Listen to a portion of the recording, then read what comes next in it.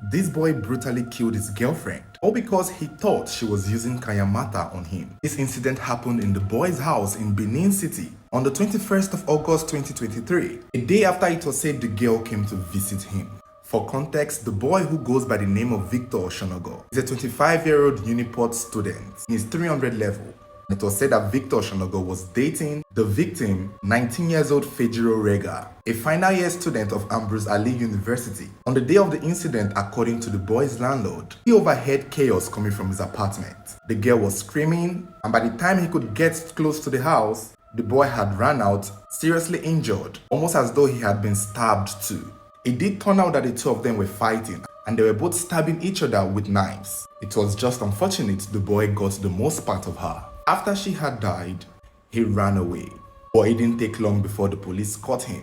He was taken to the hospital for treatment first, before he was paraded, where he eventually confessed as to what happened the day he killed his girlfriend. And this is what he said. He said that the girlfriend, Fejiro, had come to visit him from Asaba the day before, and in her possession, he saw some things that looked diabolic. A cinnamon stick and something else that he could not describe.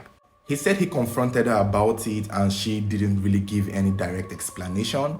He also claimed that he started feeling off, or he had been feeling off, that he had been feeling that he was not in his right senses. And at the time he saw the girl with those diabolic things, he felt or assumed that that was what was making him act strange or act unusual for a while.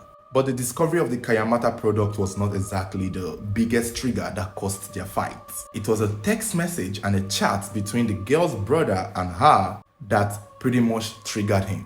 Victor Shonogo claimed that when Fejiro was about to leave his house the next morning, she was going somewhere, he stumbled upon a chat between her and her brother. But he did not really see the chat completely. It seemed as though they were talking about him and he wanted to see it, but she prevented him from seeing it and removed the phone from his eyes, or turned off her phone, and he could not access the phone. It was his will and his insistence on seeing what the chat was about that started the fight between the two of them. He did claim, however, that during the fight, she went to the bathroom, or she went to the kitchen and attempted to do something to herself. But when he came close to her, she ended up stabbing him first. And he got angry, also picked up a knife, and that was when they began the knife fight, in which he ended up stabbing her in her neck, which caused her to scream, and she lost a lot of blood and most possibly died almost immediately. And during the police investigation and raiding of his apartment, they did discover the cinnamon stick and the knife they used. It's not clear if they saw other Kayamata products, but it might have been there and it might have not had looked like Kayamata, because it's possible that a perfume or a body cream could also be a Kayamata product. What is interesting is that Victor Shonogo is claiming or trying to blame his act of killing his girlfriend on the Kayamata that his girlfriend had used on him. He's trying to paint a picture as though whatever charms the girl had used on him was what may have led him to attack her. He's acting as though he was under the influence of some kind of juju that the late girlfriend had used on him. I guess that is his plea direction. I guess that is what he would most likely argue in court, but I don't see that happening for him. I don't see it working for him. It's so silly and so dumb.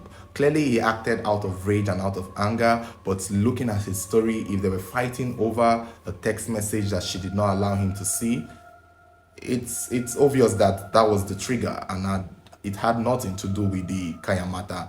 If for some reason, he had accused her of something, or he had confronted her about the Kayamata, or saw something that was implicating, that would have made a better story than this one he's cooking out here.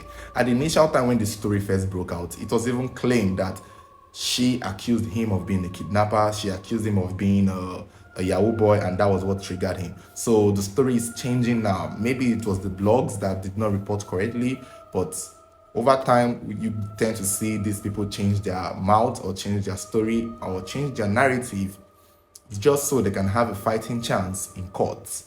But I don't see him getting out of this. Oshonogo is a very popular name and a very powerful name, but the girl's father also works for the government in Delta State, and I don't think he will get away with it.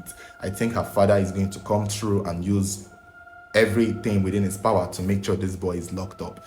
I don't know his background. I don't know who is behind. I don't know what. I know the Oshonago family is a popular name and they are somewhat somehow powerful in a way. If it's in that lineage, then maybe they too could fight and have a way to maybe give him the bare minimum sentence or at least give him a fighting chance. So we'll just have to see how this plays out in court. Fejiro's father believed the boy was trying to use her for money rituals. That's what the man believes. Some people have said so. However, you could tell that it was a fight because he too was also seriously injured, and it was clear that this was a toxic relationship that went overboard and went too far. And we've seen this many times. We've seen it a lot where lovers literally can't contain their anger and their passion for each other, and it just escalates to a point where there is no return. And this is such example. She is just a young girl at 19 and he is 25. These are young people, and it's unfortunate that this is how it ended for them because it didn't have to. And it was said that they've been dating for 3 years. So I don't know why all of a sudden he's assuming she's using Kayamata on him, whereas that might have not been the case. So it's tragic and it's unfortunate. But we just have to see how it unfolds. I don't see him getting out of this. I feel like he is going to go down for it and the girl will get her justice. But you guys let me know what you think. Do you think this was a case of money ritual, or do you think this was just a toxic relationship that went overboard? And what do you guys also think about his claims that it was her Kayamata product that triggered him? I don't know what that means. I don't see Kayamata product as something that can make you do something out of anger. Kayamata product is supposed to enhance sexual life between partners from what I know, or something, but I guess it goes deeper. I'm not very conversant with that topic. But you guys let me know your thoughts. Don't forget to like, share, subscribe to our YouTube channel if you haven't. Comment your thoughts. You can also turn on notification button so should there be any future updates, you'll be the first to get notified. Thank you guys for watching.